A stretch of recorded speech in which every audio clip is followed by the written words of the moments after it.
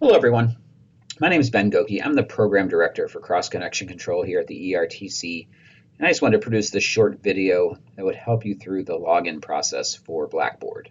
Okay, so obviously you've all paid for the program to get to this point, and then you got this email from Online Services, which I have up here on the screen. Okay, so what I want to point out on this email is it's giving you this unique 800 number that is highlighted in red. Okay, that's going to be a number you need. So please write that down, and I'll run you through the steps of how to get signed up for your EID. Okay, over here are hyperlinks that you can use to click to those things. So once you've written down your 800 number, click on this first step, which is getting your EID. Okay, and we'll look at that now. Okay, so that's going to look like this. Once you click there, it's going to say I want to get an EID. So you highlight that blue box and then hit continue. Okay. Then this is the critical page you need to enter the correct information into. Okay. First name, if you gave it a middle initial when you signed up, put a middle initial in there. That can hang you up. If it thinks you have a middle initial and you don't input that, it won't match you up with that specific 800 number that was created with your account. Okay. So first name, if you gave a middle initial on payment, middle initial, and then last name. Okay. Obviously you're going to put in your birthday, request that. Then that 800 number that they gave you goes here, okay, and then you're going to click I am a student, okay, and continue, okay. So at this point, I can't really show you the two other screens you're going to see because I am already in this system, but the next page that's going to happen is a confirmation of your personal email that you gave the system, okay. So whether that be a Gmail account, a Yahoo account, SBC Global, whatever it was, just as long as that looks correct, just hit OK on that screen, okay. And then the next screen will basically be a password unlocking key phrase. Okay, so it's going to ask you for a special phrase. What was your first pet? Whatever you want to use for that is fine. But you do have to satisfy the requirements of the key phrase, which is I think five different words that make a phrase that you are going to remember. So I recommend writing that down. Just so you have it, if you ever need to unlock your password with the IT services folks, they're going to ask you for that secret phrase that you gave the system. Okay, so then once you get those two pages done, it's basically going to take you to the EID page, which is going to show you your EID and your password. Okay, one thing I want to say about the password is it is case sensitive. Okay, so you do need to use upper and lowercase and numbers if they give you all those things in your password. If you enter it incorrectly without capital letters or without lowercase, then you might not get into the system. Okay, so let's take a look at what logging into Blackboard looks like once you have an EID and a password. Okay, so this is Blackboard. Okay, that's bb.siue.edu. Okay, we're going to hit login. Okay, and because I'm already in the system, it's going to remember me, but I want to point out that when you log into Blackboard, you have to use the full email address. Okay, so you want to use your unique front piece, but then you also want that at siue.edu suffix. Okay, so when we click on that, okay, now this is where you would put in your password. Again, because I'm already in the system, it remembers my password, but here's where you'd want to type that unique password that it gave you on that previous screen. Okay, there is going to be an option here to remember me. Okay, they want you to have the option of remembering that password so you don't have to log in every single time. Definitely click that so that for 60 days you won't have to do any work remembering that password or getting it out and entering it. Okay, so once you have your password in there, you're going to hit sign in. Okay, and then that's going to take you into Blackboard. Okay, so here's kind of the base page for Blackboard.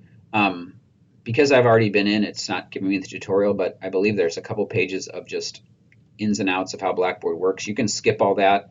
So I'm going to show you right now what you need to do once you get to this page. Okay, so once you're on this kind of main jump page, the place we're concerned about, what we need to click on is organizations. Okay, that's where your cross connection class is going to be housed. Okay, and see, for me, it's about 4 down here.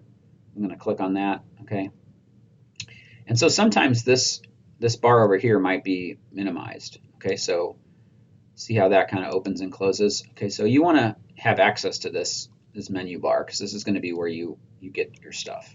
Okay, so this is just kind of a quick little description of the course. the requirements for passing it, little bios on myself and Kim Bateman, who designed this program. And once you've kind of read through that, Learning Hub is where you're going to want to click to find your course material. Okay, so let's click on Learning Hub. Okay. So now we are on the meat of the program. Okay. So for me, since I'm an instructor, administrator of this program, I can see all the modules. But for students, and I'll enter student mode here, okay, you're only going to see module 1.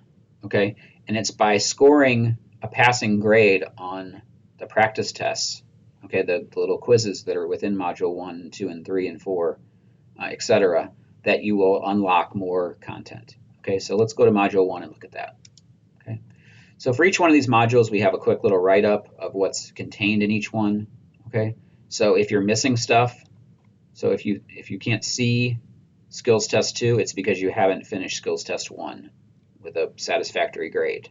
Okay, so it's only by completing Skills Test 1 that you unlock Skills Test 2, and then Skills Test 2 unlocks subsequent modules. Okay, so let's take a little bit of a look at the different content. You're going to have PowerPoints, okay, videos, and then those skills tests. Okay, so that's the 3 different things you're going to have within these modules. Okay, let's look at a PowerPoint.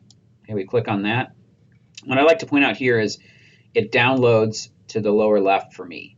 Sometimes it can download to the other side over here, but just know that these are pretty large files, so they do download instead of just open right away. Okay, if you're having trouble finding this, any download that you click that's a PowerPoint is basically going to end up in your downloads area of your computer. Okay, you can access that by clicking here and then clicking downloads, and as we see, there is that PowerPoint. Okay, so let's launch it out of downloads. Okay, we double click.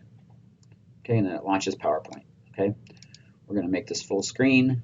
Okay, and I feel like the easiest way to navigate the PowerPoints is you can just click on these individual slides on the left, but there's also what they call full screen mode. Okay, and when you enter full screen mode, which is by over here by the volume button, you basically click on this slideshow.